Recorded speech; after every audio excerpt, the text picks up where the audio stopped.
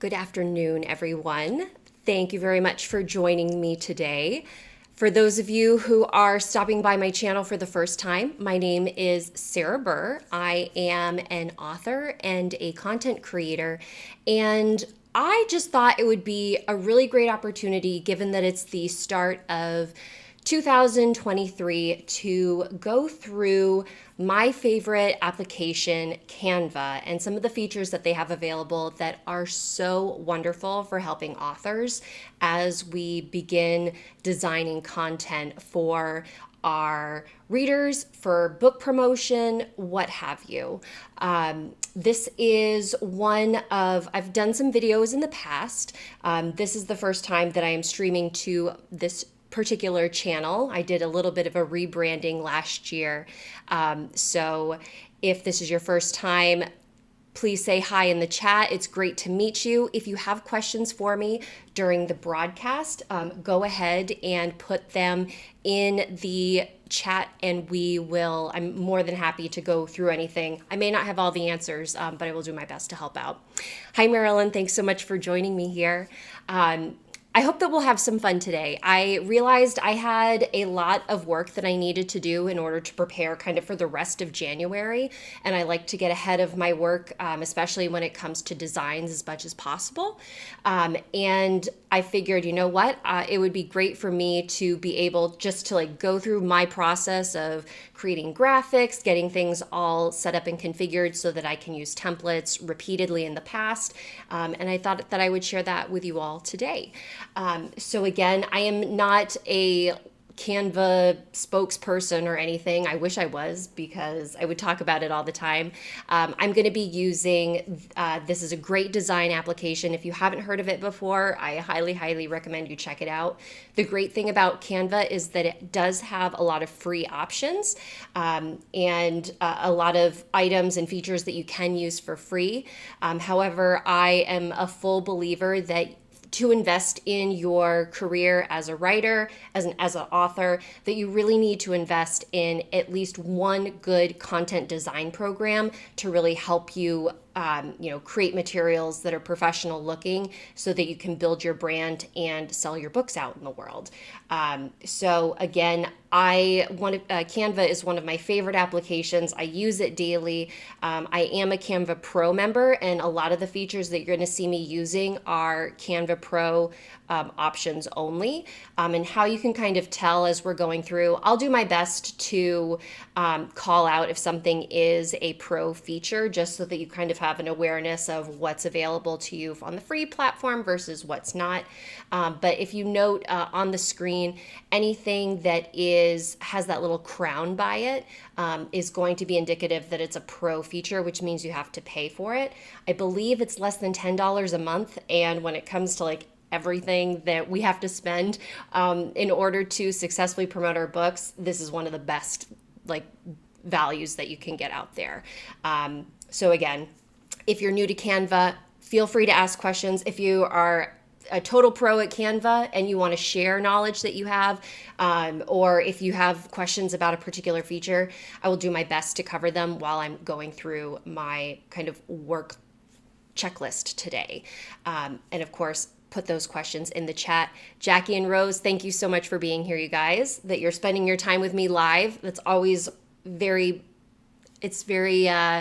touching that you would take time out of your day to watch me here. However, if you are catching this on if you're watching this after the live stream, feel free to reach out to me via email. My email is on my website if you have any additional questions. So for today, I have a couple things that I have to get through because I am working on a few projects at the moment. I am getting ready, last week I did a title reveal for my next book in the Trending Topic Mysteries, which is called #TagMeForMurder. And so I'm going to be doing a couple fun little teasers or additional teasers about the content that is going to be in that particular book while I'm waiting for my cover and everything to be created, I still want to begin to tease out what's to come for my readers. I also want to go over I don't know if any of you have seen my author brand rehab videos on Instagram. I've been having a lot of fun with those. And they're just like tips and tricks that I would encourage any new author or anyone who's like looking to reinvigorate their brand this year. And one of the items that I bring up is the headshot and your author headshot. And I want to show you how you can use Canva to create a really professional looking headshot that you can submit to either a conference or maybe it's on your website or you're getting ready to do a panel, a Zoom webinar. And it's always good to have a couple options. And I realized that I use my professional looking headshot a lot, which sometimes if I'm doing something more informal, like let's say an author takeover, maybe I want to be a little looser with how I'm coming across. I don't want to be like necessarily like all business. I want to show like the fun side and the coziness of writing.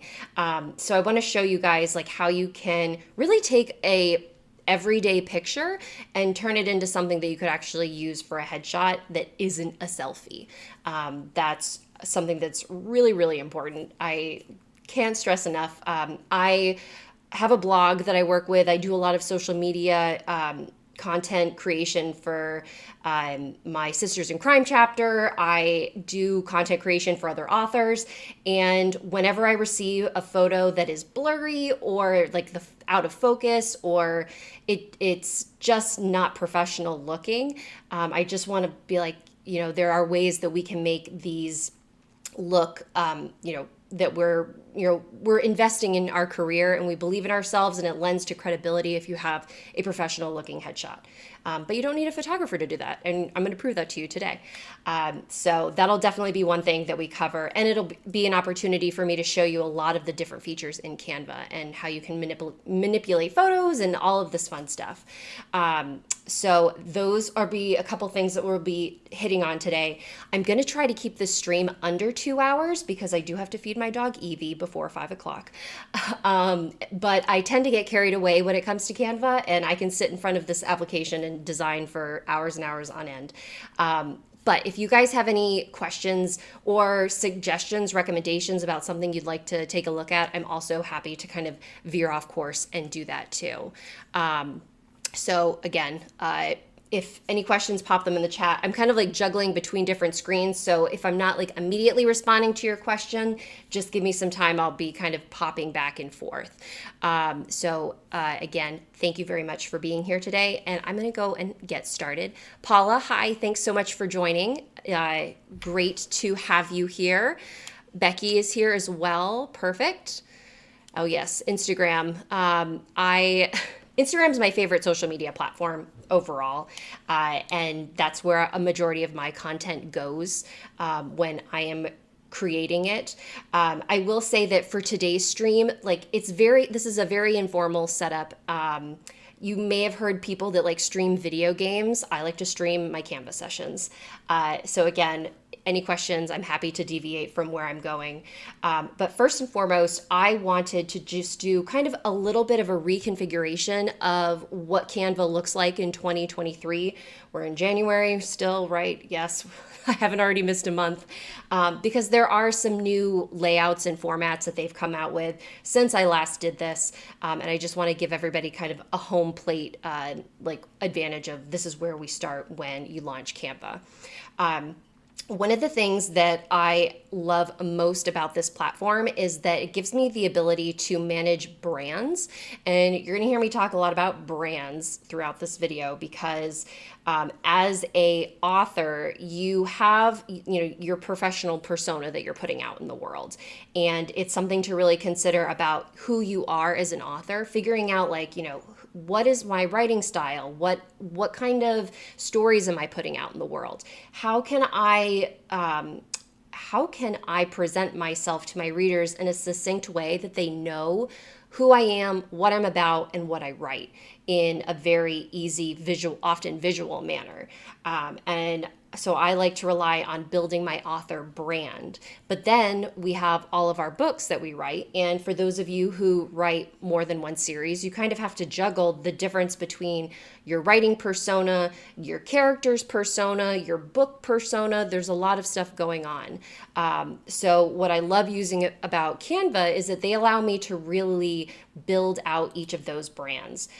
This is you notice the crown feature here. This is a pro feature only, but I think that the Canva Pro subscription like pays for itself with just this alone. And that's like not all of the other cool stuff that they have available. So you can see here on this brand page that I have a section for each of the different things that I've got going on in my life. I've got my author brand, which is just Sarah Burr. It's a lot of stuff that is related to my webpage, and anything that I'm posting online that's really more about me, and maybe like an appearance that I'm doing, a podcast that I'm on, and not so much focus on my actual books themselves. And if that's kind of a weird thing to think about when you're like, well, why aren't you always pushing your books when you're presenting yourself online? And there's just a way that when you are, and especially once you have kind of as many book series as I have to juggle, that you want to definitely have those kind of lines of definition between them so that your readers aren't kind of getting confused about like, what the heck is she talking about now? So I have my author brand, I have brands for my books, and then of course, for those of you who are familiar with the Bookish Hour and a Bookish Moment series that I have launched with author JC Kenny, that's our YouTube live stream podcast that's available to stream now. And so I have my own brand built for that so that anytime I need to reference material for that particular project, I can go right in and work from here. On that author brand page, I'm going to, it's built the same way for each of the different brand kits I've had. So I have, my logos, colors, fonts. But basically for that brand, you can upload designs, and you'll actually notice that I've probably uploaded all of these that I've made in Canva back into Canva. I've done colors and brand colors. I think this is like one of the most important things you can do when you're first starting out, or maybe you're like looking to kind of revamp your website or your Facebook page. I think selecting colors that define you as an author is a great way to go. And yes, Paula, juggling pen names, super, super important. That is a great way to think about it, especially if you have multiple pen names. You could have a brand for each of those items. You could have fonts, upload fonts that are associated with a particular book. You'll notice, and it might be better to do a little bit of a comparison and a contrast on this. Hi, Leah. Thanks so much for joining. My Court of Mystery series. My Court of Mystery series is very different from any of the other books I write. I define it sort of as a cozy, but it takes place in a fantasy realm, like back in the middle, like the medieval times, like very different than the books that I write.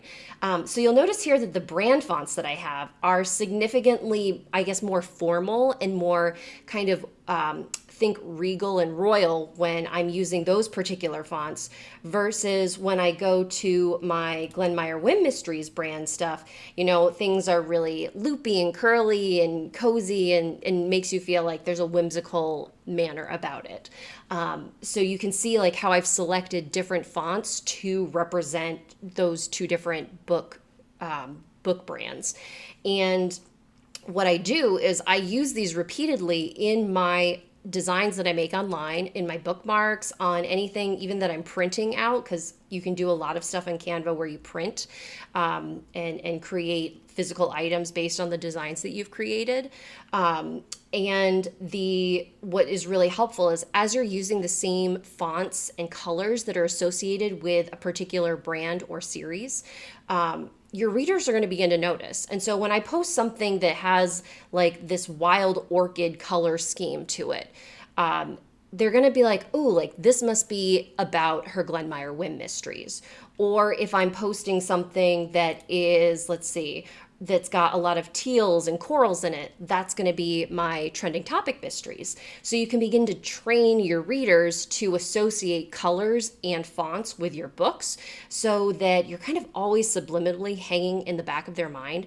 And this is really helpful when they're out in the real world. And let's say, they're walking at their grocery store and they see something that is coral, that has a coral color on it. It's like, oh, like, that color reminds me of Sarah's posts.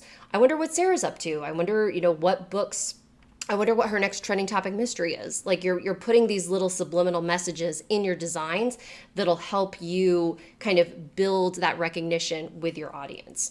And I love using these colors repetitively on my Instagram profile.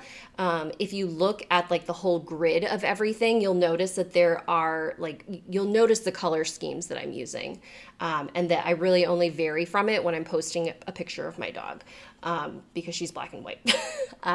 So that's one thing that, in regards to Canva and the use a use case scenario, the ability to market your different brands is so useful. And you'll see when I'm designing how it comes into play on the fly.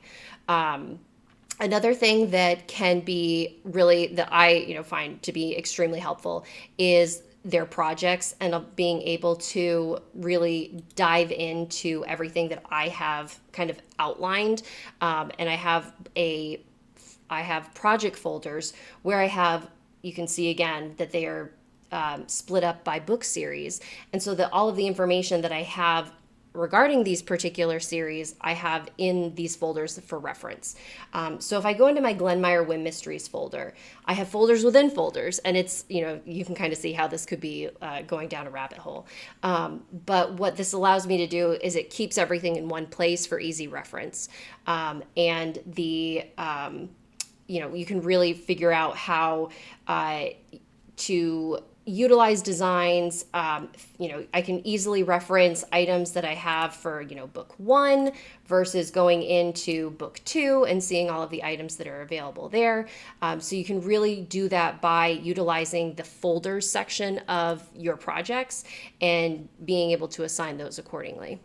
And yes, Peg, thank you very much for joining. We are recording, and the link that you guys all clicked on to get here is actually, once the session is over with, it's going to convert into just an everlasting YouTube video that will be available until YouTube is no more. So you'll always be able to find it and come back and reference it.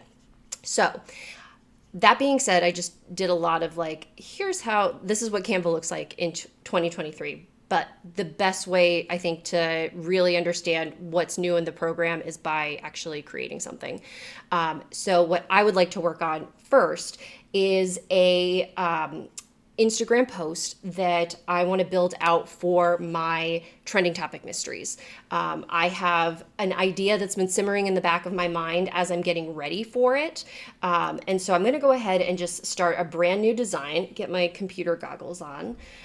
One thing that, when the good thing about Canva is that it automatically is going to be saving all of your information to the cloud. So you don't have to worry too much about losing any of your designs. However, I will say, and just to give you a little bit of a reference here, if I go to my projects and I go to my designs, I actually got an email from Canva the other day. I mean, I've got, scroll. I have over 1,500 designs in Canva. So if I need to find something, that could be daunting if I'm not really sure what I am searching for. So I always caution to be very mindful of what you're calling something, especially with the features that Canva has, where you can make a copy of a certain design, and eventually it's just going to be copy of a copy of a copy of a copy of a copy of a copy, and that's not going to be very helpful for you because the word copy is going to be used a million times. So just when you are designing, have a little bit of a system in place for how you name things, especially if you have multiple book series that you're working with, or just even multiple books. How I like to reference things is I use my my series title, I have that abbreviated. And if it's a book title, I'm going to use like the first letter from all of those. So where this is for my trending topic mysteries, I do TTM and then underscore, and then this is going to be tag me for murder socials. Because I like to group things together. I'm not a big fan of doing one design, leaving, doing another design, leaving. I like to utilize this plus page where I'm going to do plus, plus, plus, so that all of my content under this title are going to be in the same place. So I don't have to go like searching for multiple images. So I've got my tag me for murder socials. Because I have been toying with this idea for a while, I have already kind of figured out what templates I'm going to be using. And I actually made a New Year's resolution that I want to use the templates in Canva more than I do, because not only are they super time saving, but they are so cool of how they have things designed now, that I like think that it's amazing. Like it's just like takes so much of the work out of my hands. And so you can see this recently used template. And for those of you that follow me on Instagram, you'll see that I was playing with this last night.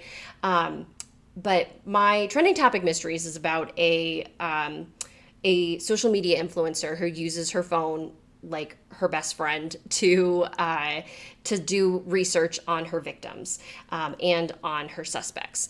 So when I see things that are phone based on Canva, I absolutely love it, because I don't necessarily want to be like taking pictures of my cell phone and like putting them, uploading them onto Canva and like figuring out like how to do it from here. They already have these pre-made templates where I can really just kind of have a jumping off point and moving forward.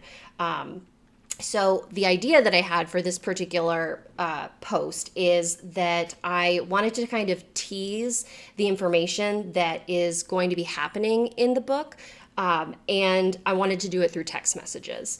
And so because I have this template already in place, I have a great starting point.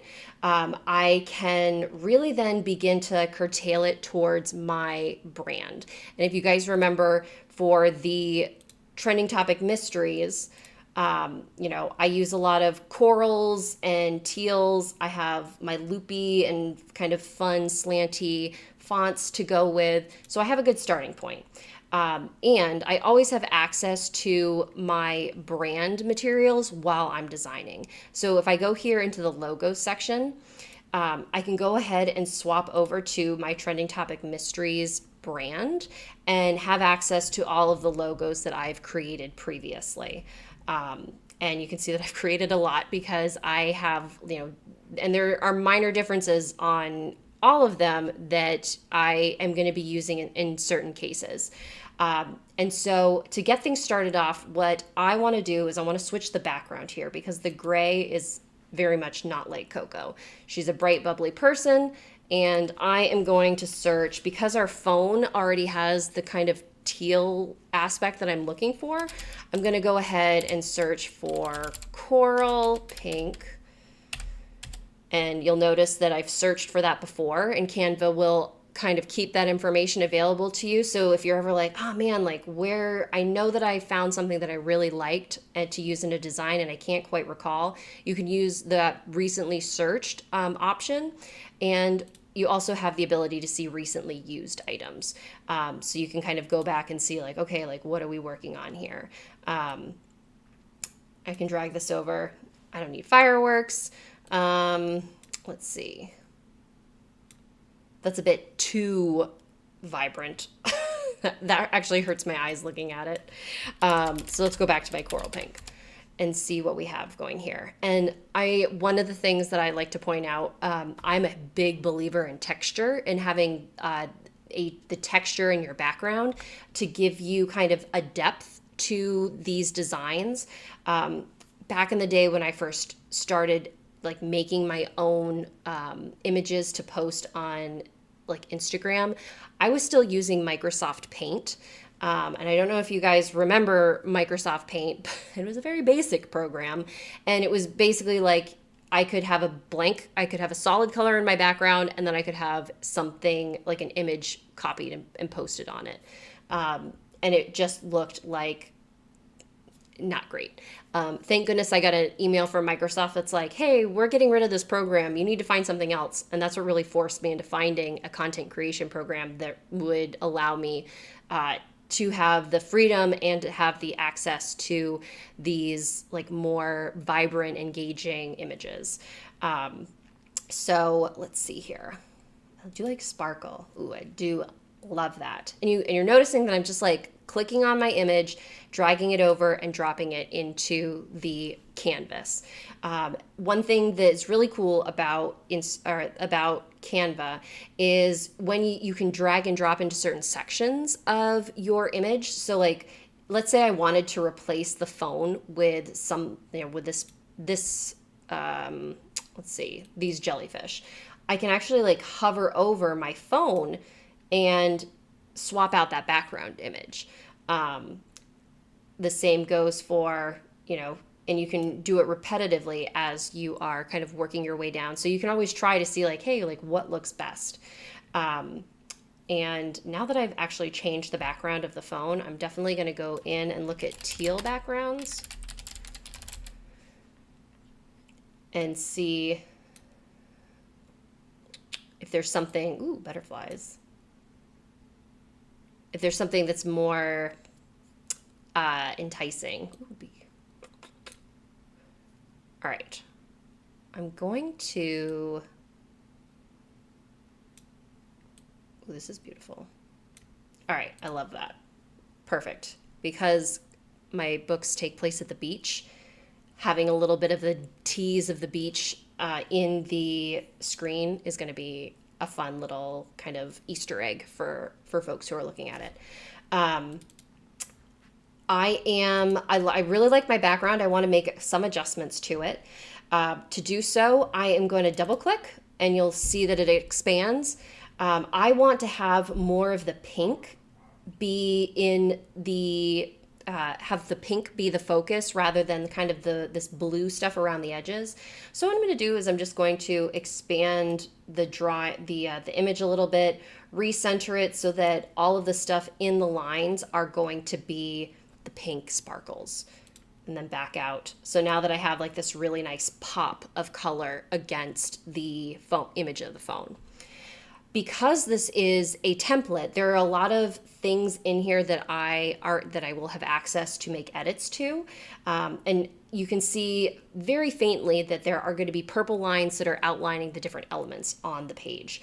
I have the whole image of the phone, then I have the time, I have this, I guess in their mind, you're, tagging your brand or your Instagram handle in this one. Then I have a lot of different elements here that are all configurable. So when you are doing stuff with templates, just be mindful of what you're changing, because it can sometimes, if you move something by accident, like let's say that I clicked on my phone and just like moved it a little bit, see how nothing else is moving. It's only because I've selected that image of the phone. And that can be really, really tricky to do or to work with because, there are so many moving elements that you're utilizing when you are designing, when you're working with templates.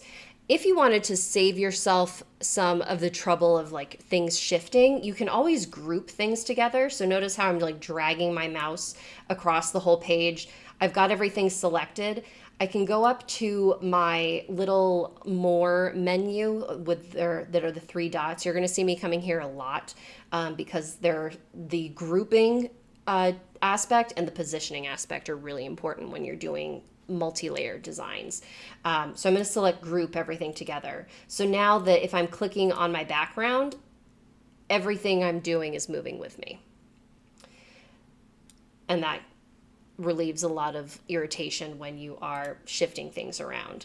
However, if you do have things grouped right at the beginning and you're going to be changing text a lot, the text can get a little funky. So let's say here, I'm going to type in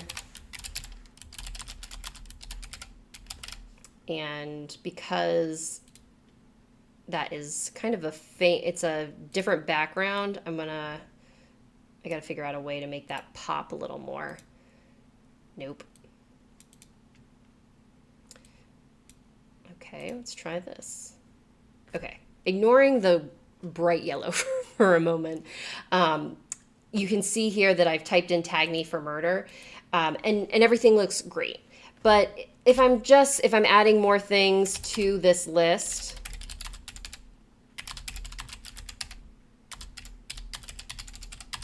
and you can begin to see that I can't, because I've grouped this text box together, I'm really limited in how this text box can move about. I can't grab it and like adjust it so that it pulls towards the edge of the phone. It's kind of stuck in the original position that it was originally in. However, if I go and I ungroup everything and I go back to my text box, you're going to see that I now have my arrows that I can use to adjust this information and align it how it needs to be. So that's just a little tip when it comes to grouping. I usually wait until I've gotten all of the elements where I need them to be before I group them together, just because to avoid this particular issue. Okay, so I'm going to go back and just have my tag me for murder. I'm going to change the effect that I have here. I'm going to swap it out for a darker color that's kind of more in line with the background. And to be even more kind of on point with my coloring, I'm going to use this little plus button, which is the eyedropper.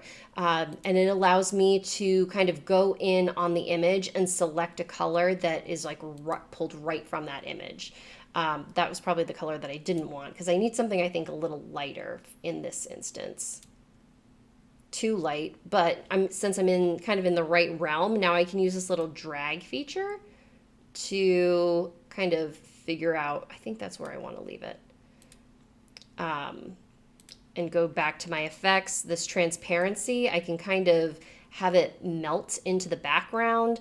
I can make this roundness, I can make that a little bit rounder so that it's more kind of button shaped. And then spread is how like big this blob is around my text. And I don't want it to be that big. I just need it to like support the text enough so that it pops out. And then I'm going to go to my font and switch it over to a bold white, I think. Or do I want it to be black? I think we're going to play around with this more. But for now, that's where we're starting. And then I'm coming down to my text box, and we have a lot of little elements going on here. So I'm just going to zoom in so you guys can see what we have going on. And this particular, who is this text message going to be? This is going to be from Coco's best friend, Charlotte. And you'll notice that the photo that we have representing Charlotte isn't what she looks like. And I have in my trending topic folder, I do have, I think it's in images. I do have like images of people that I've saved in the past that remind me of my characters. And so this is my stand-in for Charlotte. So I'm going to drag this tiny little picture in, so that if somebody is like really looking close at this image, they're like, oh my gosh, that's the person that Sarah uses for Charlotte. And let's adjust it a little bit here. All right, so now we've got Charlotte's beautiful face looking back at us. Okay, and then because what I'm doing with this particular like messaging series, I am kind of putting in little hints about like, okay, like what's going on, what's wrong, what do we need to have in the book? Or what's going on in the book. And so Charlotte is texting Coco and saying,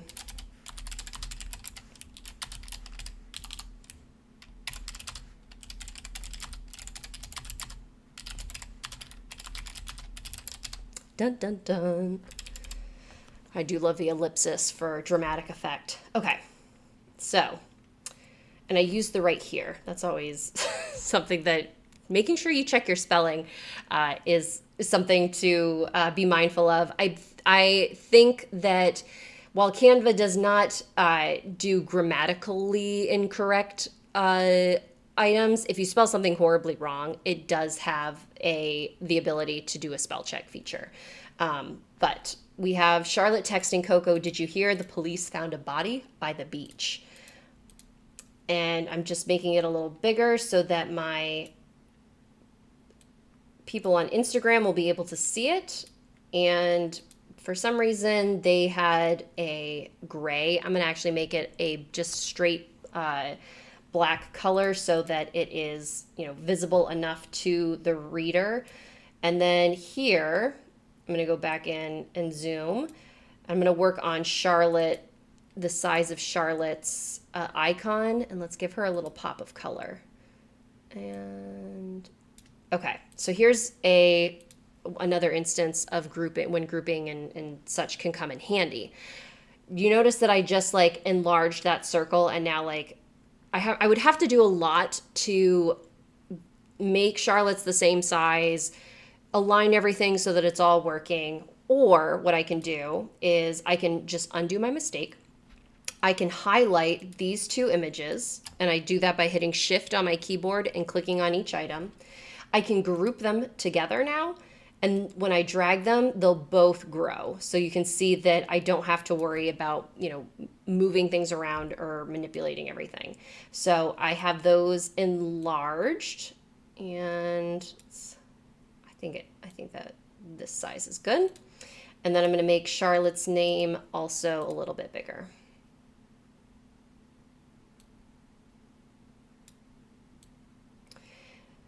There are sometimes questions about, so you'll notice that I haven't been using my brand kit when it comes to the fonts.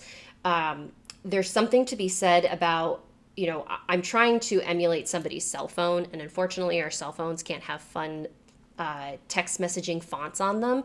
So while I'm trying to keep this as real as possible, there are ways that I'll be able to kind of incorporate the fonts that I normally use when posting about my trending topic and mysteries. And that first one is going to be with the title up here. So I'm going to go into my text and drop down in the my menu bar up here, and I'm already in my trending topic mysteries brand. I could swap things if I wanted to. Sometimes I will say that I have a font on my author brand that I like to use across all of my cozy mysteries, and I will, if I don't haven't uploaded them in, I will bounce back between my author brand and the current cozy that I'm working on. And that's another thing, because I'm trying to make them kind of very similar to each other, so that folks that are familiar with me as an author or as any of the videos that I've posted online for trainings or content creation, that they kind of have this association with me also being a writer and checking out my books. Quick thirst quenching break. Okay, so we're in the trending topic mysteries brand. I am going to select this Kite 1 font for my Tag Me for Murder. That usually serves as the subheader on my book covers. So utilizing that in this instance is going to be kind of indicative of the book cover. And then I'm going to do a little work with my time and make some adjustments really quickly I'm going to bring it up a little bit more. I think here for the time, I'm going to do a little bit of effect magic. I love using text effects in Canva, and my favorite one is neon, because it gives me a shadow of definition to help that pop off the page. And let's see what Walter, I don't want it to be. So this is another one of the things where it's like, okay, do I keep it in line with the brand, or do I keep it in line with reality? And I think for this one, I'm going to do reality because the phone icon is kind of a universal thing. So we're going to go with that. And I'm going to see here how this looks with white. I still don't love it with white. I'm going to make it bigger. And then what I'm going to do is I'm going to play around with this background a little bit. I can't decide if I like the Gold Coast. I don't. There we go. I think that's what I wanted. Yes. All right. So I just did some adjustments to the background that I was working with. And I'm also going to go into edit image. This is another big one, the editing image items that you have access to. And not all of them are available in Canva Pro. We're going to be playing with the background remover once we get into the headshot section of this stream. But you should have the option to adjust the overall effects of your images on your just straight Canva account. I'm going to go into the blur and just do a little bit of blurring to see. I don't know if I actually like it blurred. You can see that a lot of my time is figuring out like what looks good in my head versus how does it transpose on into the image.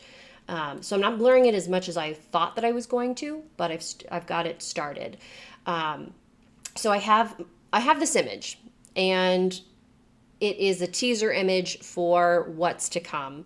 What I'm going to do, and you'll notice here, I'm kind of moving around some of the slates that I have. I'm going to create a companion image to go with it and show you guys what I mean by companion image.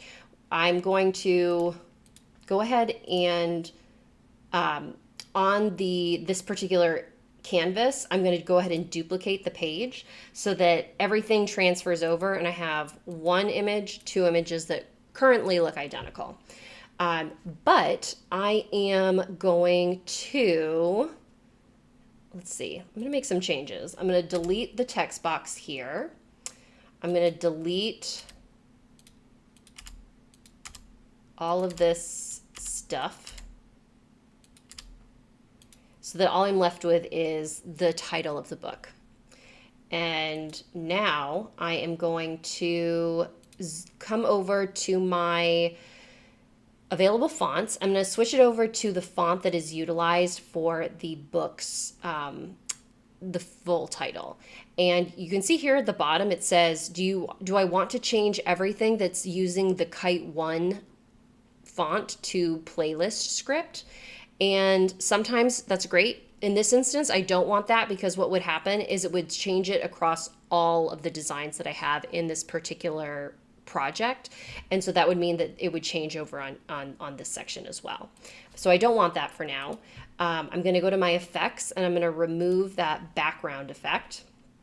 I'm going to change my color to this darker tone and then go back to my handy dandy neon effect so that I get that shadow. I'm not sure why I prefer this one more than just like the actual shadow effect. I think it's because it's easier because it's really one click and drag, whereas the shadow you kind of have to do a little manipulation to get the kind that you want. Then I'm going to drag this up so that we've got a larger view of the title, and we're going to get rid of the word for. Actually, no, I'm going to copy the word for.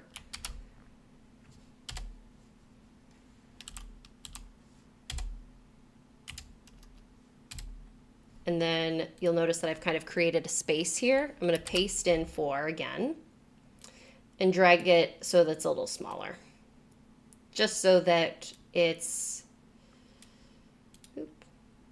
oh, this is another great tool. So I want for to be the same style and color as my tag me murder text is. So what I do is I highlight tag me, I hit this little copy style that is also found on the more settings options. And then I highlight it over, let me get it down here. Highlight it over my 4 and it changes it automatically to fit. And then I can make it a little smaller. I'm going to tilt it for some fun. And then here I'm going to do a little bit of spacing reconfiguration.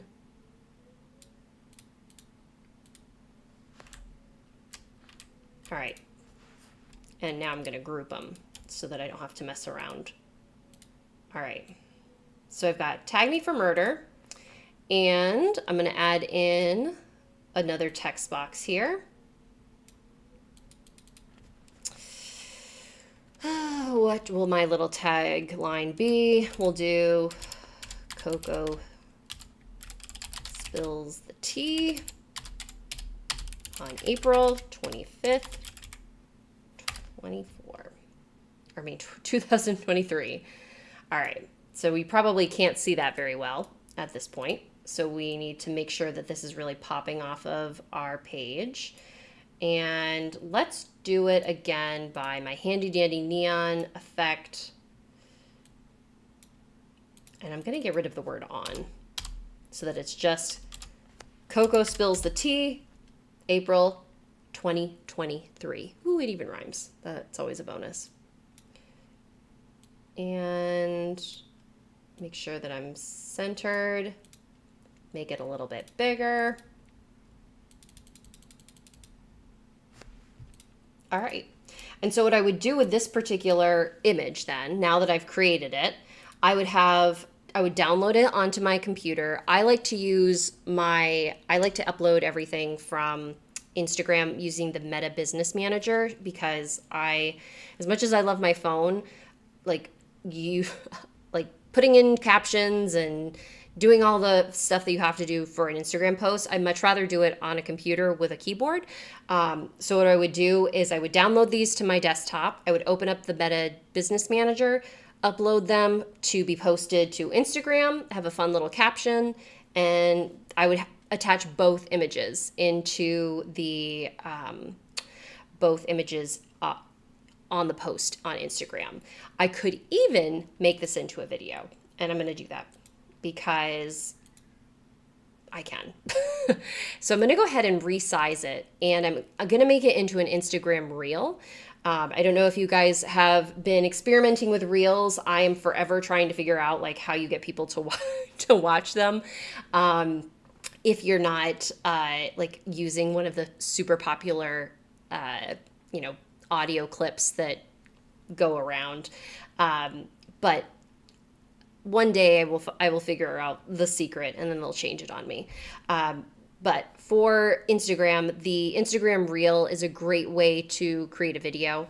You could do it in the square image, just the way that Instagram is moving in regards to how they are displaying videos. Having your phone, like full screen phone, fill the image is going to be kind of the most engaging way to go and to grab somebody's attention.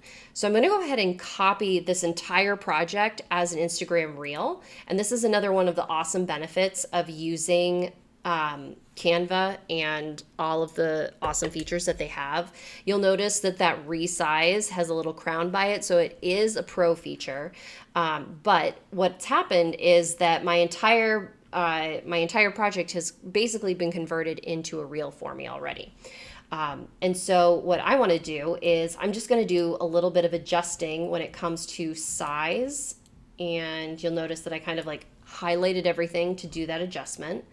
And because I don't necessarily want to have everything line up appropriately, there are two ways that you could go about this. You could use these very faint pink grid lines that appear so that the phone doesn't look like it's moving in the background, just the text that's on the phone.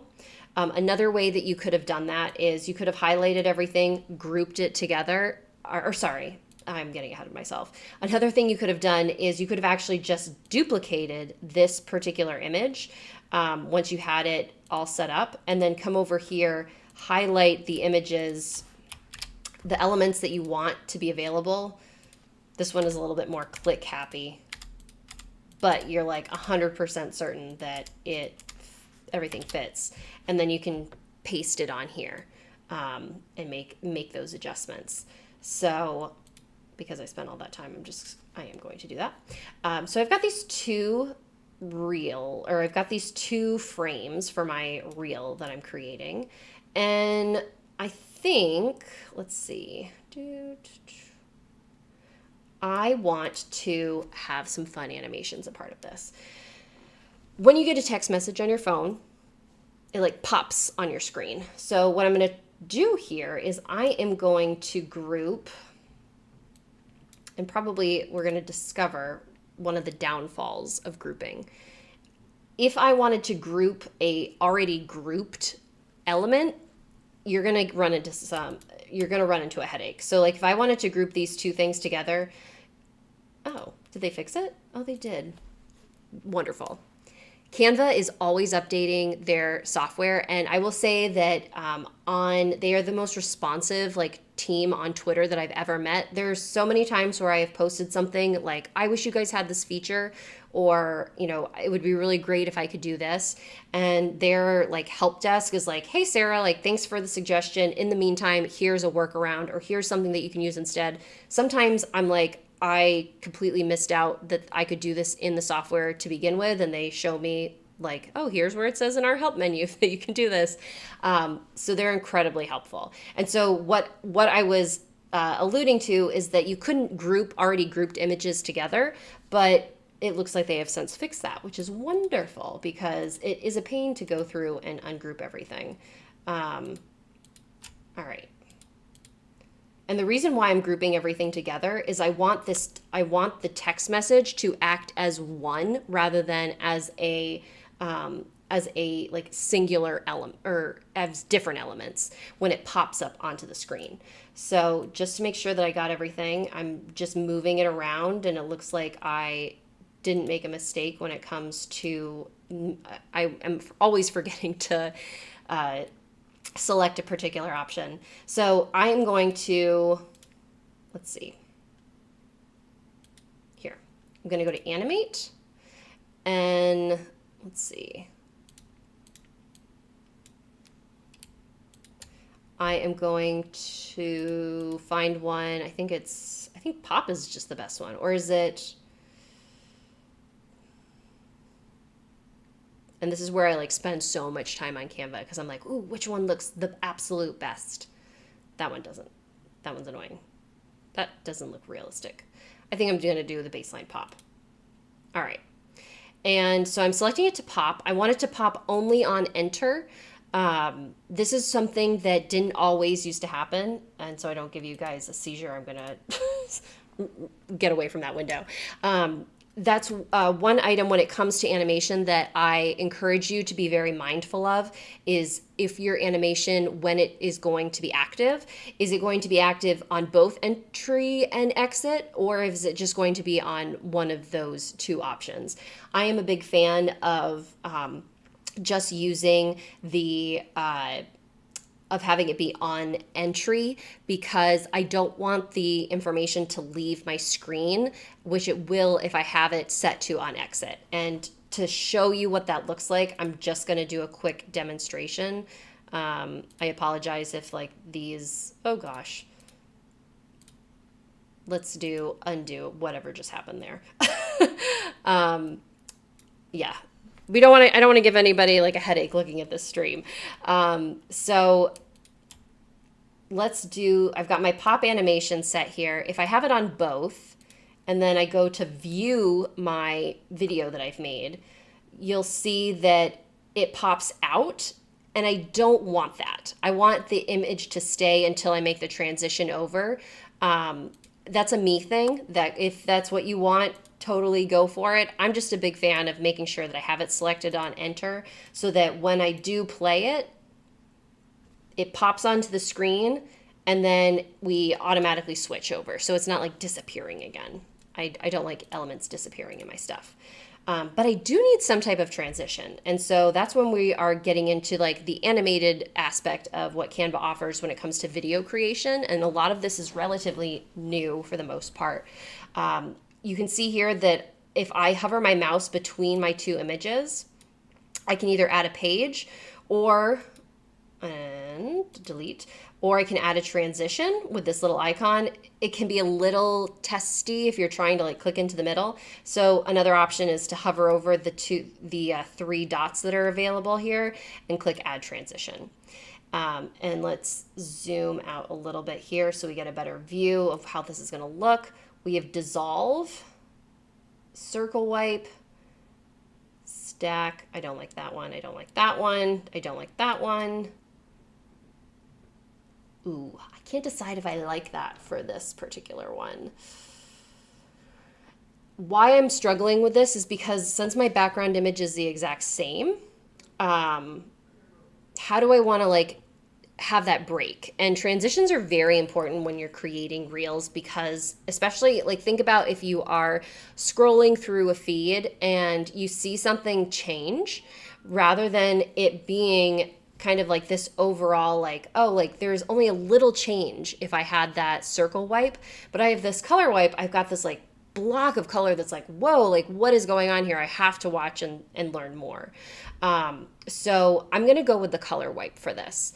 And this is a relatively new transition and I've been using it a lot. You have a couple options for configuration. The colors, they allow you to pick your own colors. So I can use my brand colors that I've selected for my trending topic mysteries. I'm going to go ahead and swap some of these over to, let's see, actually I'm going to put the pink here and then put the, so you can see like the colors follow me through. Duration, so how fast that switch is going to happen. I don't want this to be a super long video, so I'm going to make the transition a little more snappy. So let's do 5. And then I could have the direction be from any of these directions. Oof. I'm going to stick with the regular direction. And as I'm watching that, 0.5 is too fast. So I want to find a happy medium. Let's do 0.7. And so now I have Charlotte's message popping up.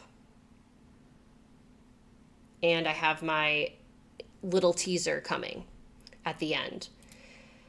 And it's relatively the same from what I have on my static picture. But because we have a little bit more room to play with, I'm going to add in an additional text message on the reel. So we've got a little something different.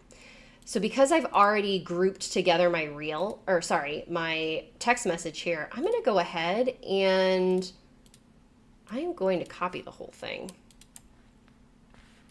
and paste it so that I have another text message ready to go.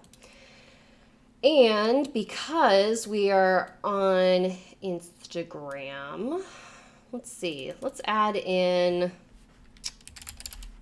bring Jasper into the mix.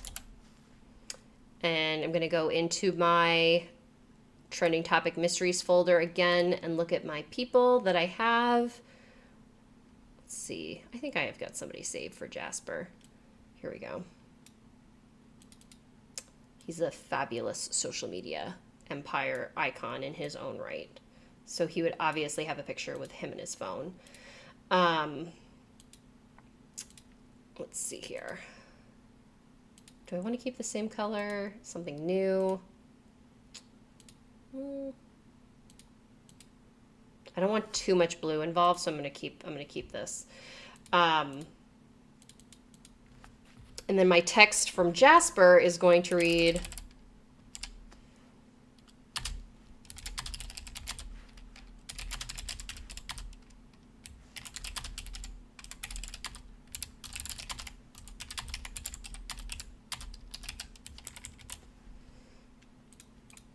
all right, so a couple things come to fruition as I'm typing this message.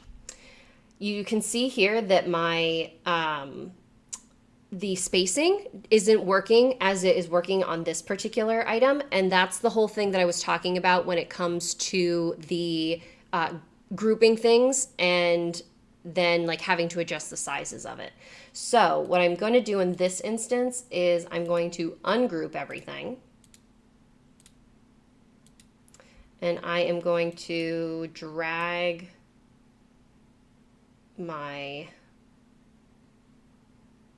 image so that it aligns here. Jasper's name, I'm going to move it over so that it aligns with Charlotte. And then get those tiny little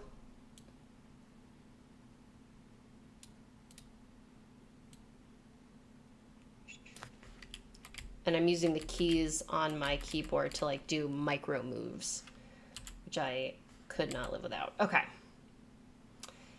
Oh, I know why this isn't working. The sizes are all different. Do you see that?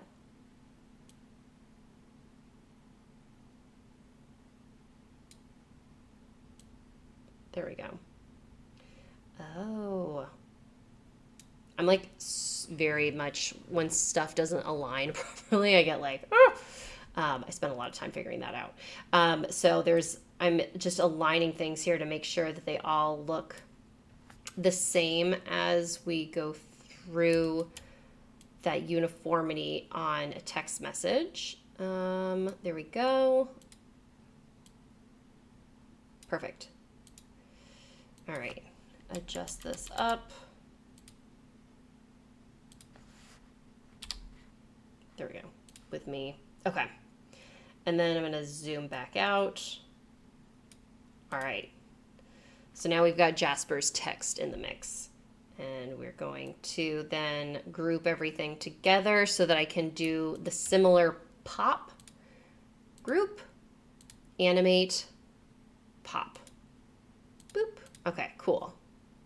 And I think if you notice, if I go into that animation, the pop, I still need to do the on enter. Sometimes Canva will remember what you've done and it'll save that you've selected on enter. Sometimes they don't. I always double check.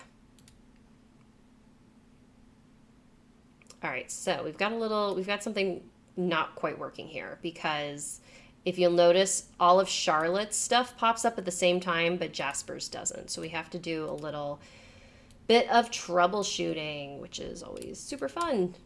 All right. I'm just going to remove the animation. There, I think that works. On enter.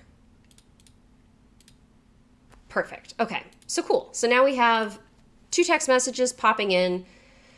We have our swipe transition over to the title. I'm going to make my title a little bit bigger on the reel because why not? Coco spills the tea.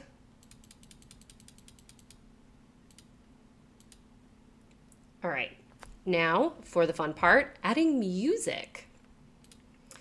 Canva has a great music library. They have instrumental music. They have music with words. You can search based on feeling, based on kind of the emotion that you're hoping to get out of a particular piece. I like to kind of use the same sounds or the same audio over and over again for different series, again creating that like association with, oh, I'm hearing this sound, that must be like something to do with the trending topic mysteries. Or if I'm hearing one of my like witchy noises, that must be something to do with my Glenmire Wynn mysteries.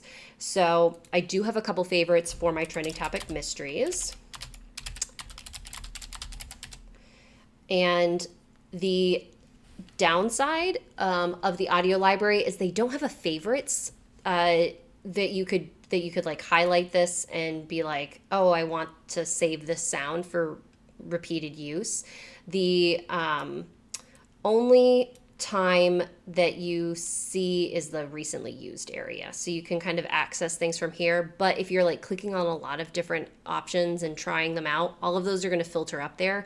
So it can be a little confusing. So I would just recommend making a note in your planner, your email, wherever you take notes of like titles that you like when it comes to your audio. So I've dragged my audio into this little video editor section, and hopefully you guys will be able to hear it on the stream, and I hope that it is not super annoying.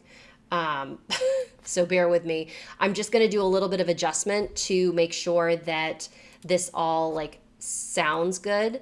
I'm going to do a little bit of fade because we have the ability, this is super new by the way, to do audio effects where you can fade the music in and then fade it out. I used to have to do this like through an external video editing software, which was kind of annoying, but now that I can do it in Canva, it's amazing. So I've made those adjustments here. I'm going to hit play, hopefully not break everybody's eardrums.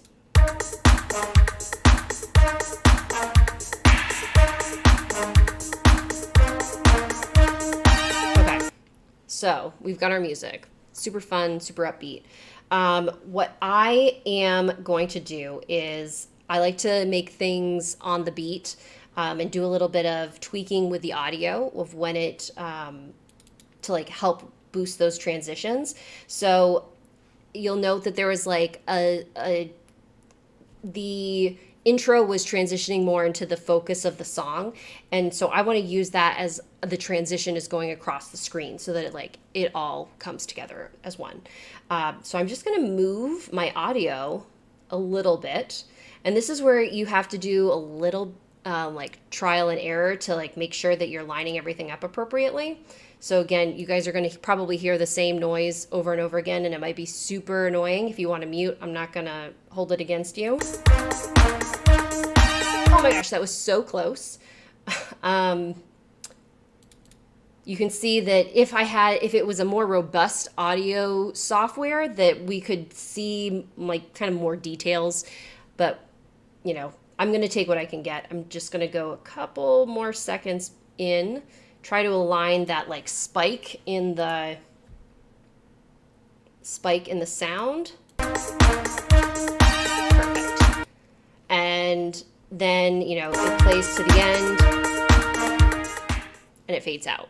And that's my reel.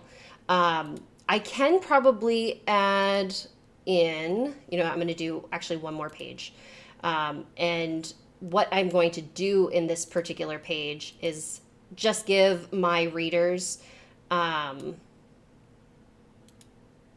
just give them like a little something to kind of wrap everything up with the content that has been in the reel. So we have my text coming out, the title, here we go. I'm actually going to remove the phone and go over. So this is where you can see the how useful it is to like build upon your designs and what you've already done. I'm going to go into my my projects that I've done in recent weeks, and you guys are going to see a lot of designs on your screen. Let's see here. Actually, I'm going to go home because it was something that I recently did. Here we go. My title reveal. So I made a title reveal, and I had this like little animation at the end of the video, and I'm just going to highlight all of it, copy it, jump over to my reel that I created and paste it in. And that information kind of carries over, and I'm just going to like refocus, and let's see here.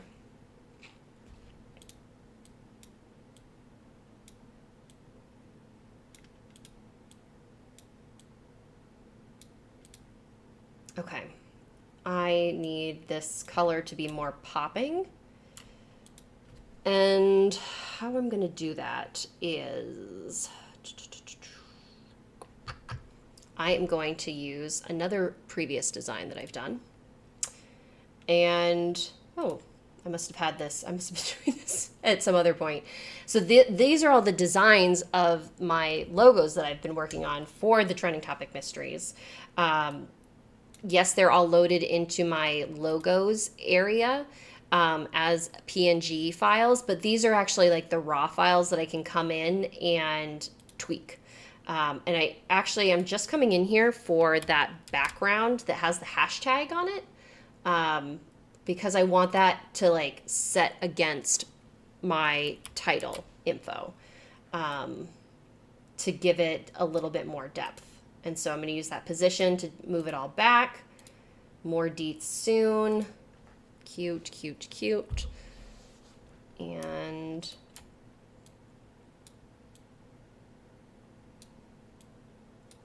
pop that little emoji in there. All right, and then bring up my, I'm cutting down. This is how you can easily cut down the time of a slide. You can do it here, or you can change the timing up at the top. And then I want to make sure that my music continues until the very end. I'm going to adjust my audio effects and fade even a little bit more. And my transition is going to be the color wipe. And this one, actually, I'm going to do my color wipe inverse with the colors that I had.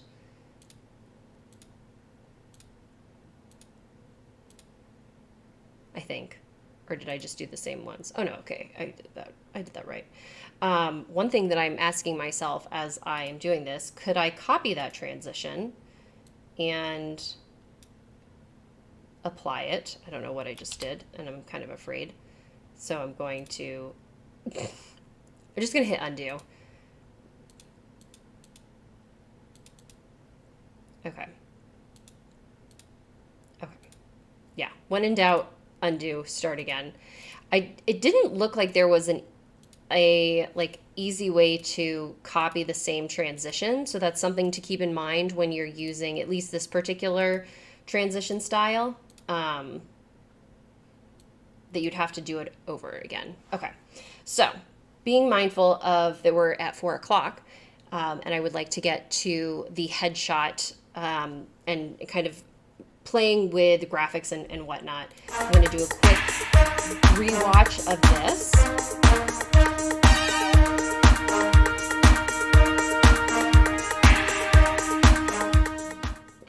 Perfect. So now that I have my video that I not only can post as a static post to either Instagram, Twitter, Reddit, Facebook, Tumblr, wherever you do your social mediaing, now I can add the video component to it on TikTok, on Instagram Reels, on Hive, on all of, anything where there's a video. It's always just like, there's always some place that you don't know where you could post this, but you have two different options. You have a static, you have a animated one. Both have their wins. I love both of them so much. Obviously, static photos are much easier to do, like kind of in a pinch if you need something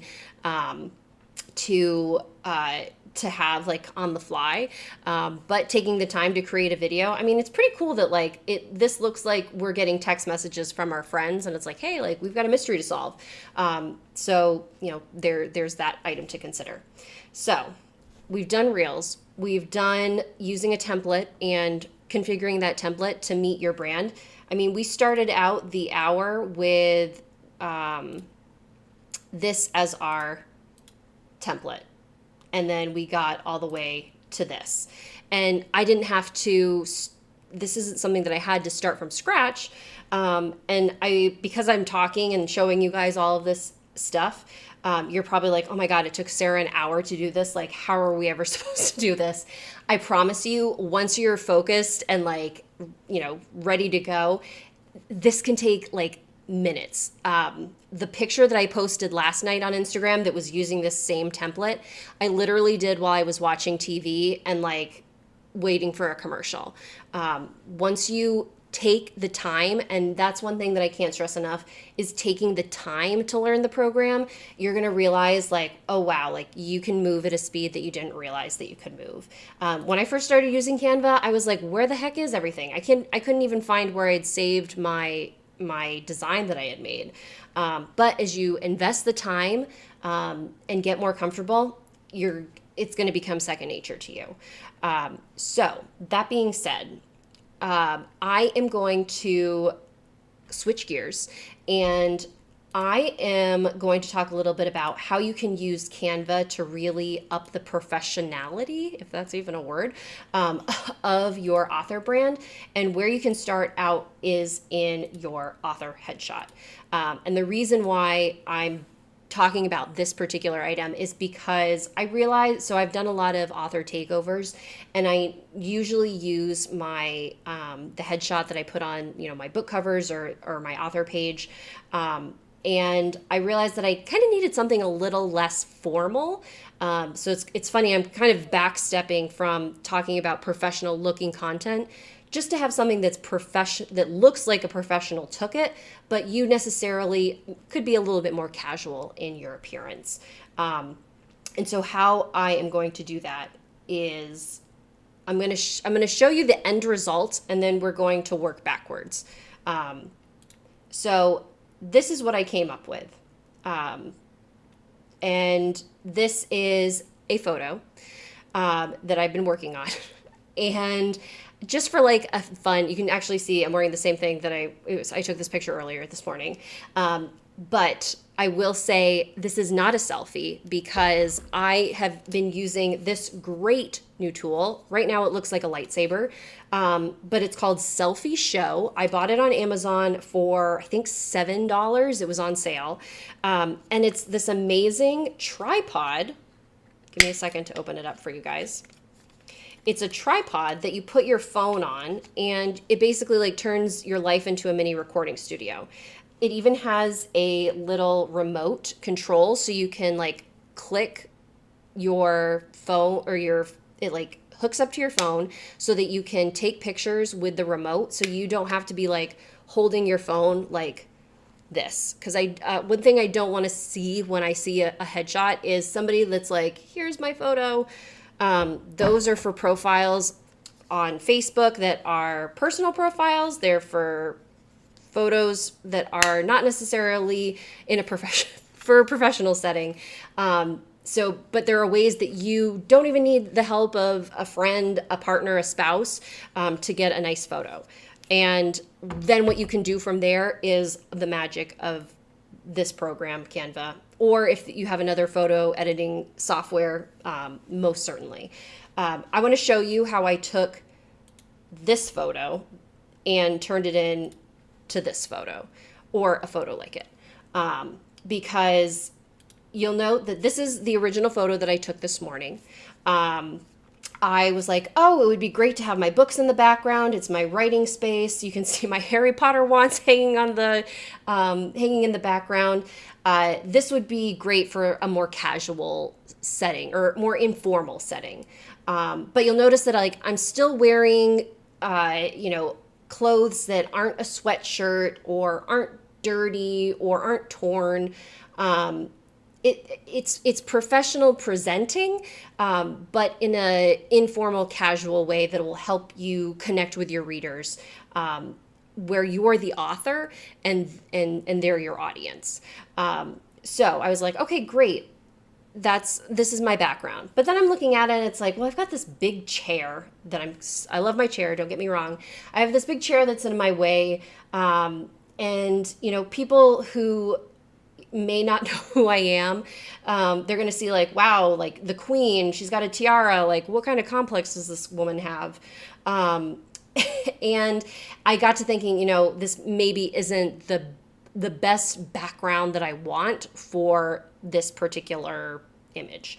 And I'm actually going to show you guys another plus of Canva is that you can hook up your Google Photos account to right in the software. So I can go to my Google Photos and you can see how many photos I took this morning to get this right. And then you can see pictures of my dog Evie. And so I have I had a lot of options to deal with. And what was I looking for? I don't even know. I really liked this particular photo, but then I realized that, oh man, I've got the shadow of my selfie stick showing on my shirt. So it looks like, I've got a huge stain on my shirt. But like this part isn't so bad. So I could have done something with this, but because I was going for like a more casual, like, hey, like I'm here to hang out kind of vibe, I went with this photo where I'm like leaning forward, like, oh, trying to be engaging, whatnot. But you'll notice I still have the outline um, of the selfie stick on my shirt, so I had to do stuff to adjust that. So taking a photo and finding a photo that's like, okay, I'm happy with how I look in this one, regardless of all the external elements that are around me. So we're going to play around with all of the tools and that Canva has so that you can take a photo that you took yourself or somebody that took of you, and turn it into something that's professional looking and looks like you are invested in your author career. And that gives you the credibility with your readers of this person is a serious author because they took the time to have this. Either maybe they'll think it's professionally done, or they just took the time to dedicate to make themselves presentable for their audience. So first things first, because the biggest problem that I have with this is the background, I'm going to go into my edit image and use their handy dandy background remover feature. This is a pro only feature. Again, I know that I said that the brand was like worth the whole value of the pro subscription, but background remover is pretty close to second, because it works so well and it just like makes like everything so much easier. I literally click this button and I'm like, oh, that awful background is now gone and I have something that I can work with here. You do have options on the side where it says select a brush, erase, and restore. Let's say that like, sometimes it's not infallible. It will mess up.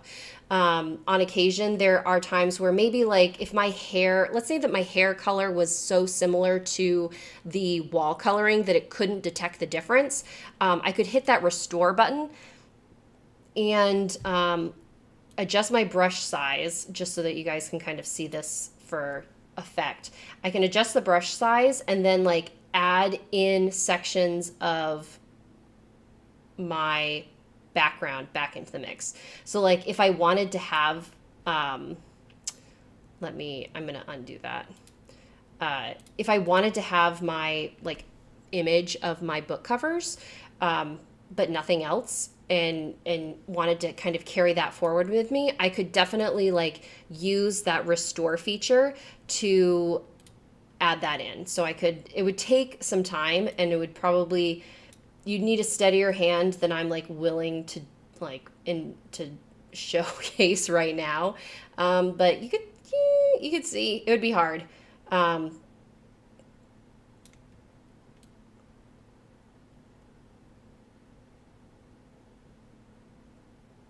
We've got the whole image there, and then we'd have to go to erase and then erase the tips. And again, this is if you're next level. Ooh, that was not good. All right, I'm not going to do that, but you get the picture. Where you could use like these brushes to do little touch-ups that maybe didn't come through. And actually, because I did this, let's go back. I'm just going to start from the restoring. There is one thing that I do want to erase here, and that's in this tiny little corner. It's the logo. Oops. It's the logo of my chair.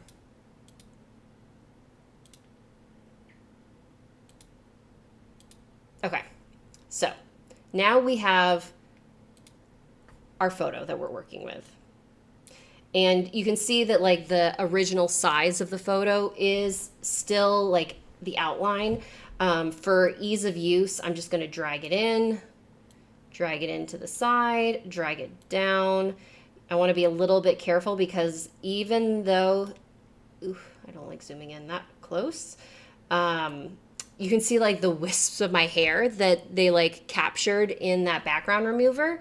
So it adds like that like depth to and the realisticness of your photo. So now that I've condensed that, I already know right away that like this whole shadow thing is bugging me to no end. So I'm just going to go ahead and chop off that part of my body.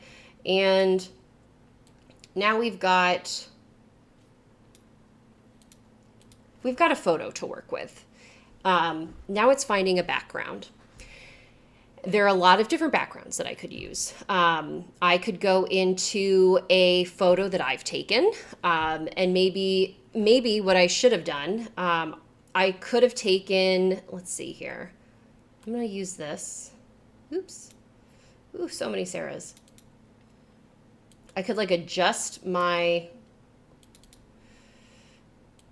background so that I'm zoomed in on like the covers of my books from my desk, and then it's like, oh, like she's just at her desk and sitting in front of her stuff, like how casual. So there's an option to use that from a picture that I've taken myself. I can go into the background section of Canva, and they have a ton of different backgrounds that you can utilize. I could do a landscape. I could have my picture taken in this one. I just have to click on it and it turns it into the background. So I could be at the beach. I could be in the Northern Lights. I could be over Tokyo. You have background options. I don't work in the backgrounds a whole lot because I like the flexibility of using their photos section where I can search for exactly what I want and what I'm looking for. But before we do that, there's another cool feature that recently launched. I've been having so much fun with this one, and it's called text to image. I don't know if you are familiar with the debate about AI and artwork that is, I see it all the time on Twitter. But basically, like how proprietary is something that's created through AI for an image. But that's like a lot of legal stuff that I don't really care about. What I care about is I'm able to type what I want and the computer makes it into an image for me. Sometimes the images are a little scary because it is a computer, and if you put a comma in the wrong spot or if you phrase something in a way that is, I guess, not something that they can compute, you can get an image that's pretty weird. I was doing ones that involved horses pulling carriages, and like where they were putting the horses was like, why would you ever put a horse like underneath with its legs coming up through the carriage? Like it made no sense. So it's a little bit of a in-process item, but it can be really fun if it works. And in this instance, I just want to give you guys a quick demo of how it works. I'm going to do where am I going to be? I'm going to have, obviously, because I'm going to do a bookshelf, if I can spell, a bookshelf next to a desk with a book and a purple candle on top of it. And then you can choose your style. You can have it be photo, so it would look like somebody snapped a photo. And for this one, because it's a photo of me, that would be what I would use. But they have options of drawing, 3D, painting, and patterns. I really like using the painting and the drawing ones for my cozy mysteries because of that. It aligns with like that vector element where, at least for my cozy mysteries, the covers are, they are like not painted but they're not photos of people. It's drawings and images. And so I like to use those styles when I'm creating things for my cozy mysteries using this text to image feature. Okay, so I have photo selected. I'm going to generate image. The text to image gives you 4 different options. You can get more if they like totally missed the mark. And there is the opportunity to provide feedback for the images that they give you so that the system is always learning, which is really cool. Most of the time, though, I do not like wait for that to happen. And I just kind of go off and look at the photos that they already have available. But you can see like we're getting some pretty cool looking results. I don't know why my bookshelf is purple when it was the candle that I wanted to be purple. But you know, it is what it is. I do like this one. I'm definitely going to see how this one looks. And we'll see what this, hopefully this last one is going to be like something amazing since it's taking so long for it to load.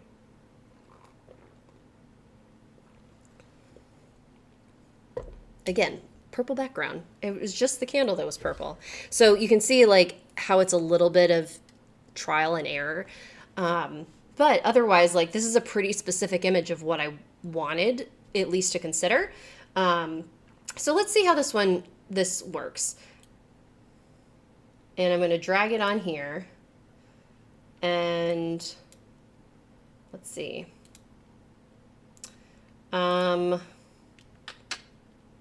Okay. I don't hate it.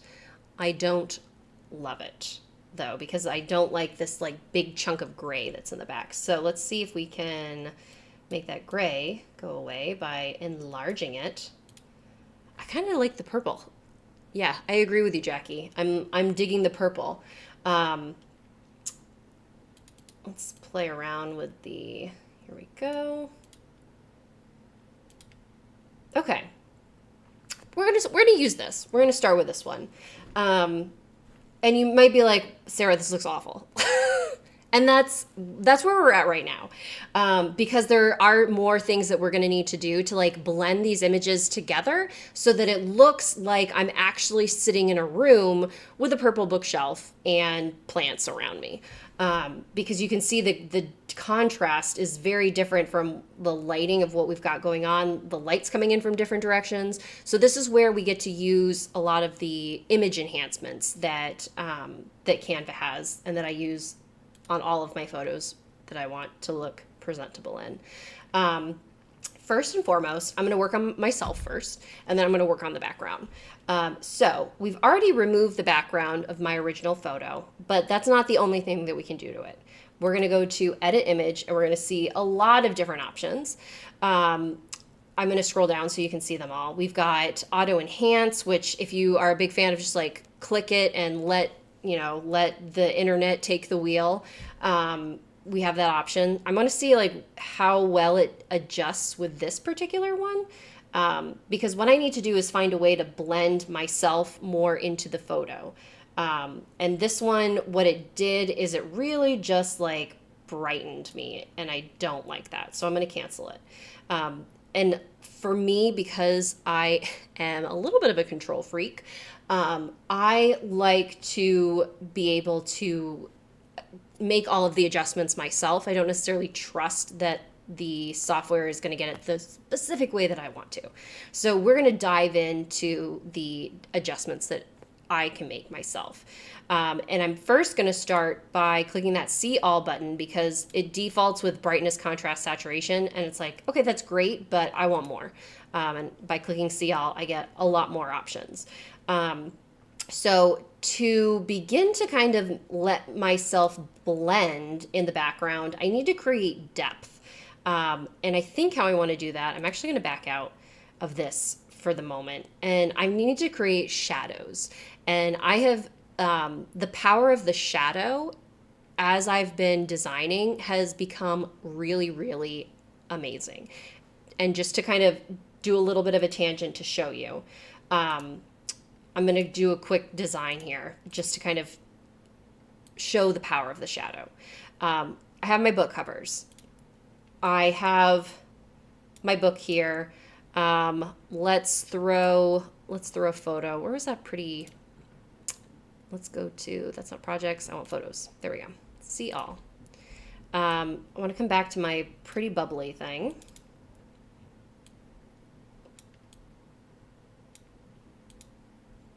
All right. And text available now. All right. So the power of the shadow. Here's my design. It's fine. The background is very textured. It gives me that pop. But this stuff is super flat and is like, you know what? It clearly looks like I just copied and pasted a picture of my cover onto an image, and doesn't really give me like ooh vibes. Power of the shadow. I'm going to go to my handy dandy effects and switch to neon. So I give my text a little bit of a vavoom factor so that it's popping off the page. And then I'm going to come over to my cover. I'm going to hit edit image, and I'm going to go to my shadows feature. And I am going to use page lift. And right away, you're getting this definition. I haven't done any other adjustments to my cover. I'm getting this definition off the page that's like, ooh, like this is a, like, has almost a physical aspect to it. And it doesn't look just like a image. It now looks like a book cover that has depth to it and is set against something. And that was all because I just added a shadow to it. I absolutely love using the shadows in Canva. I love using the angled to give like a little bit of just like, ooh, just like, again, like making it pop off the page. You can make adjustments to it where you can make the transparency a little less harsh. You can make the blur a little bit more. You can angle it, and you can really have your image then pop and come to life. And that's why I love the shadow. I love adding it to everything. I used to be, and I will fully admit that I was one of those people that, and I still use them, of course, but I do have a folder full of like 3D book images of my book. Let's see here. Yes, like book images like this. So it looks like I have, you know, a real book that's being presented against this. But honestly, ever since I kind of discovered the power of using the shadow to give me that physical definition, I haven't had to use these as frequently, and I have much more flexibility of like being able to design these and position them how I want. I'm no longer, you know, I don't have to have everything positioned over to the right because the spine isn't available. I can have it set up however I want. So again, that's my little spiel about the shadow. So I'm going to go back up to my photo, and I'm going to add a shadow to it. And I'm going to do a little bit of an offset so that you can see it to just one side, so it looks like the lighting is coming from a particular direction. And I'm going to go ahead and hit these adjust items, and you can see here that for this shadow, it says the light's coming from the bottom right. Because the light in the background is actually coming from the bottom left, I can swap it over to make it look more like, okay, she's really in this room. She's really getting her picture taken in front of this purple bookcase. And I'm going to offset it a little bit more so that that shadow, the reach of the shadow is bigger, but I'm going to make it blurry. And then I'm going to decrease the transparency so that it's not as like, I guess not as apparent, but it's still there. And you can see ever so slightly, oops, that is one of the things that you have to be careful about when you're working with shadows. I'm actually going to make this a little smaller to work with it. I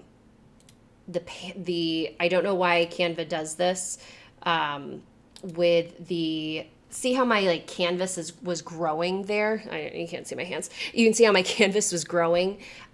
If I were to make this like the back, it's kind of like saying that, oh, now it's the background. I don't want that to happen. So I need to be mindful of the positioning of this when I'm doing it. So give me just a moment to reconfigure that. Make my shadow, blur it, transparency, apply. Okay, much better. And while that is saving to the cloud, I'm just going to take a quick drink break. Okay, we're back in business. So I'm going to pull this up. So now I've got my shadow, and you can see that I'm no longer this like flat image on top of my book, my purple bookcase photo. So that's one hurdle out of the way.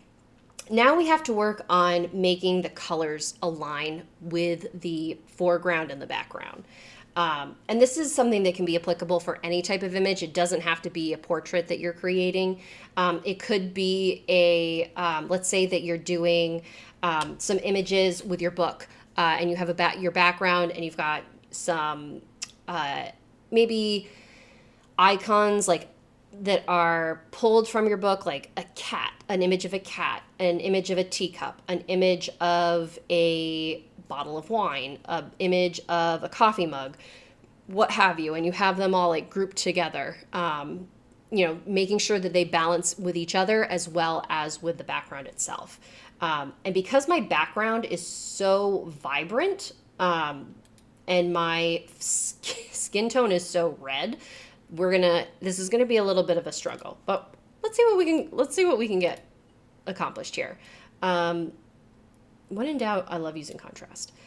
Saturation. And this is really just, again, trial and error, seeing what works, what doesn't work. I was making some tweaks to the background because I don't want the background to also overwhelm the foreground as well.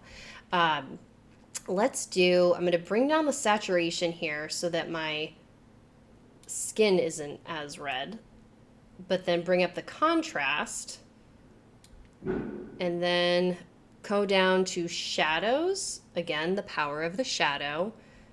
And I'm going to drag the shadow down so that we're getting darker tone. You're getting darker tones. You're getting more depth to the image itself. And then bringing in the highlights to have that increase of light. And now we're looking a lot more like I was actually in this in this room when the photo was taken. I'm going to do a little bit more here in the background to brighten it because I am let's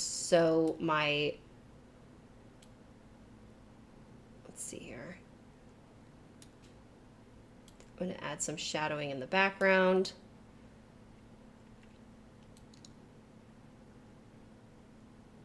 I think I'm going to actually put less, as much as I love the purple, I don't want it to be too bright. There.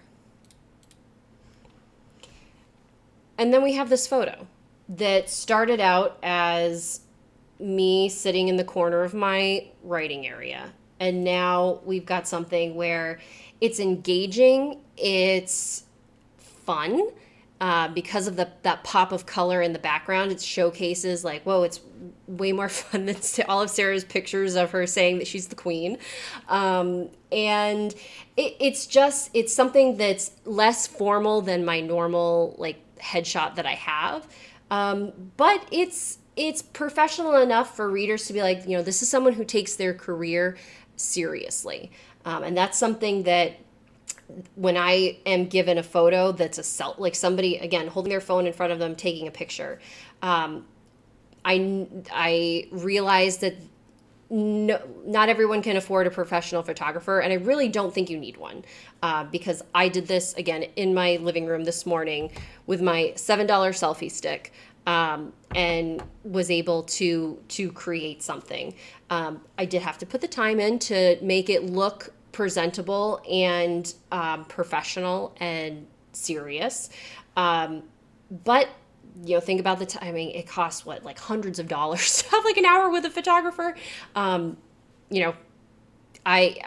definitely, if you are going to invest in something, and you're willing to put the time in, you can never hurt to have a professional headshot taken. The reason why I'm creating this one is because I have my professional headshots, but I need something that's like a little step down for those Facebook takeovers, for those, maybe I'm doing a event at a school, or maybe at a book club, in settings where you don't necessarily want or need to be like super, super professional. You you guys know what I mean.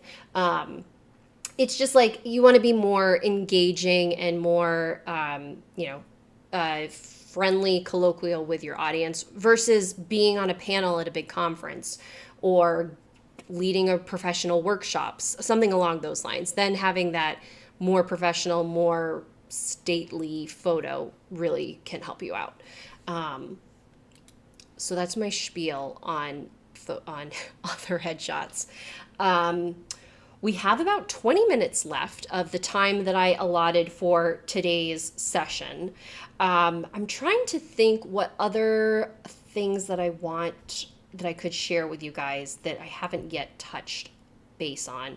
Or if you guys have anything that you'd like me to go over or revisit, let me know.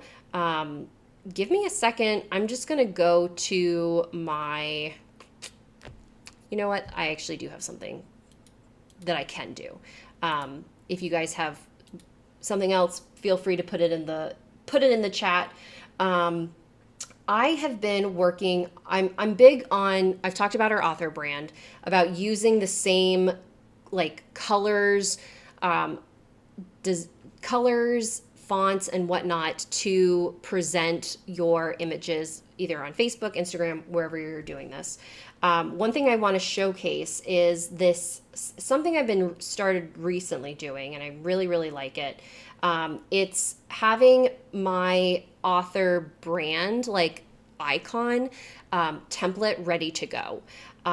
So that when I'm doing a post for something, I can easily have my author brand just sitting there. So this would be something of like somebody sends me a graphic of, I have a podcast interview that I'm doing and they send a graphic.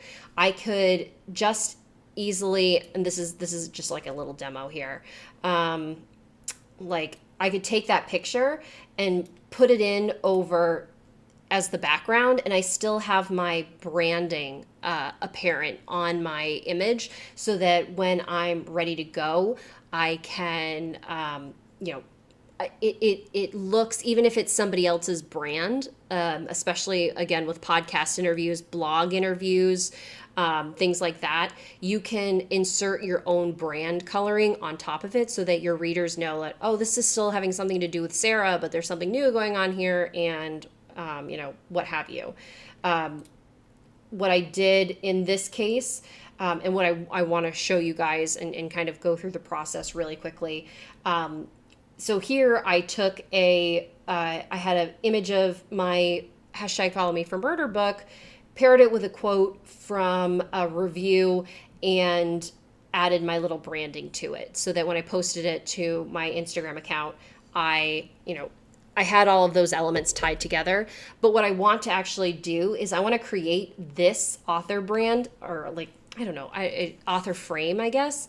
But I want to do it for each of my books, so that, for my Trending Topic Mysteries, it would actually be the Trending Topic Mystery logo that's in the corner.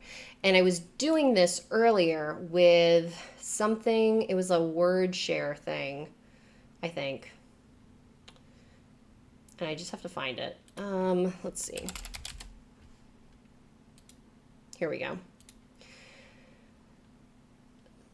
So I was able, because I used the word word in it, I was able to search and find this particular image. So here you can see, and this is the one that I'm deleting.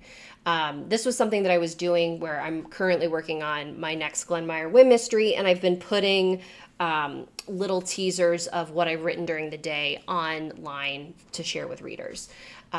And so what I'm actually going to do is I'm going to switch, instead of this being the Glenmeyer Wynn mystery word share, I'm going to actually update this to just be cozy mystery word share. And I'm going to have all my cozies, all the cozy frames in the same place.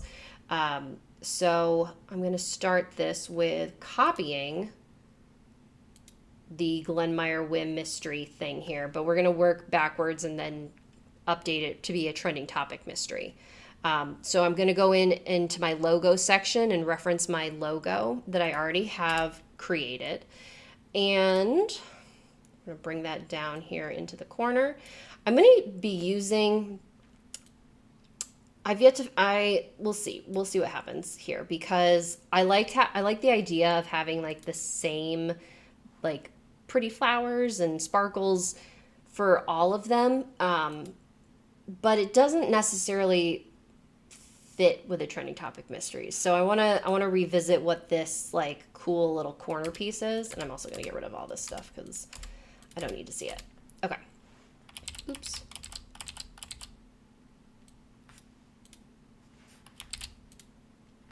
Sometimes if you get too click happy, you can end up losing something. Okay, so this is what I'm left with. I've got the purple stuff. I've got my logo. I'm going to go up into the elements section. And I spend a lot of time in the elements area because this is where you can get things that are like basically like stickers that you can put in and incorporate into your design. So I'm going to type in corner. And you're going to be like, why? But for some reason, the word corner generates all of these really cool designs that you put in the corner of your image. And I am able to kind of look at these and see, okay, like what is going to fit in with the trending topic mysteries versus like, but still have it be me, or related to my author brand. So this is going to be me playing around with a lot of different elements. Oh, I love that one. This is one of my favorites. I love using this one, but it's not really a trending topic like. So I'm looking for something because it is related to my more contemporary cozy mystery, which uses a lot of technology and whatnot. Ooh, here we go. Here's some gold. Do we have it in green? We might be able to work with this. Then you can flip it around. I'm going to position it backward.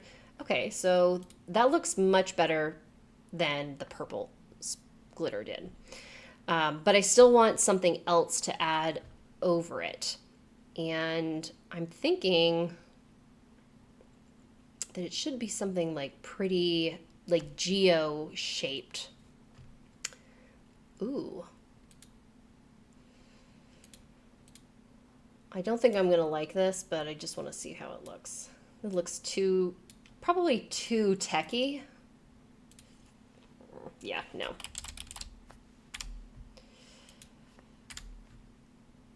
I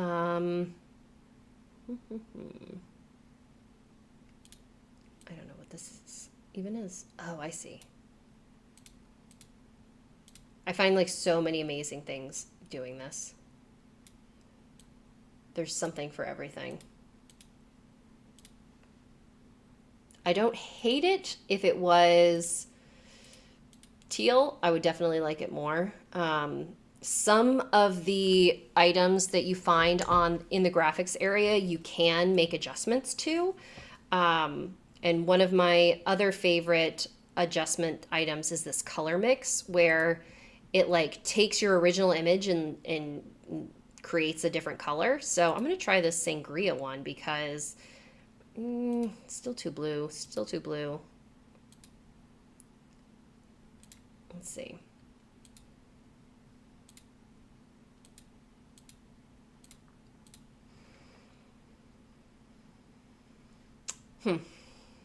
I like it, but I don't think it's right. Because I'm still trying to like invoke like this like cozy feel as well as the techie feel, which is a really hard line to to navigate. Here, let's try this one. Because this one is something that you can see here, I can adjust the colors. And here we go. And we're going to start with, and you can see that it's actually pulling the colors from my photo, which is another thing that I really love. And so we're going to pull various teals into the mix. I got to make sure that they're like the right color. That one is the same. And then I'm going to make some adjustments by bringing up the color a little more. Too much. Go to this back one here. I'm going to make that darker. And then this one is giving me trouble because it's a little not where I want it to be. There we go. There we go. Perfect. Okay, so then I'm going to position it behind. Oops. And so I really like that. However, you're going to notice like, well, Sarah, now your logo just is like gone. So let's go back to my logo that I have here. And I have one that's in coral because you'll remember that my colors are teal and coral for this series. And so I can bring this down a little bit more. And so now I have this like really kind of nice frame that I can really put any picture. And let me go into my mock-ups that I have of the book. I love mock-ups. And I can just like dump in a photo and I'm like ready to roll. And I can do this with any photo. I can throw it over here, and this one maybe actually, yeah. And because and I was thinking when I was looking at this, I was like, I don't actually know if the logo is going to work because it's like such a contrast to the teal.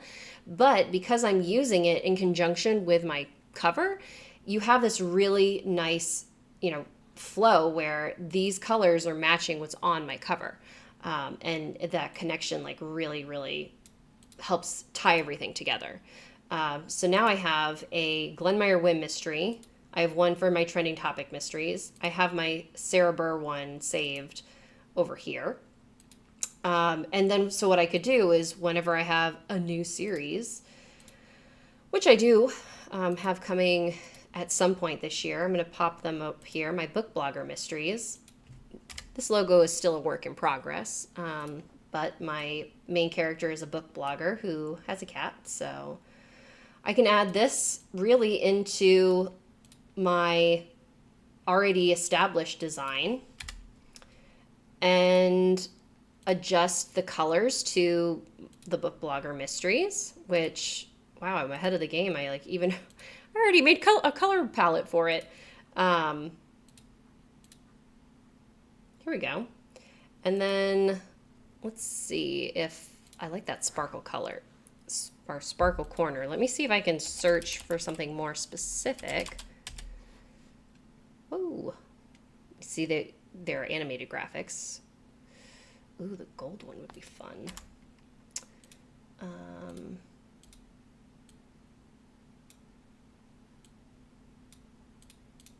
And position it to the back. And so I have because I had these items already established, I'm able to really quickly make something that's similar enough, but has a personality of its own, which is what using all of the features in Canva can really help you do. Is yes, you want to be creating engaging, unique content, but you also don't want to reinvent the wheel every time that you do this. You want to have a style. You want to have a way to show your followers, your readers, whoever's looking at your social media, that you have a brand and that you are sticking to it and you are defining yourself in your colors and your fonts and all of this stuff that's available to you. But don't make it too hard for yourself. There are ways that I literally just hit that copy button, made a couple adjustments, and I'm ready to go with whenever I have something that I need to put in here. So yeah, that's one of the big takeaways, that, don't make things too hard for yourself. Do spend time coming up with your brand, thinking about the colors that you want to represent either your author self or your your books and the designs that you're making for your books. Take the time to think about the fonts that you're using. If there are images that are, indicative of who you are as a writer, you'll notice for my author brand, like I'm in love with candles. So obviously I incorporated it into my little logo design.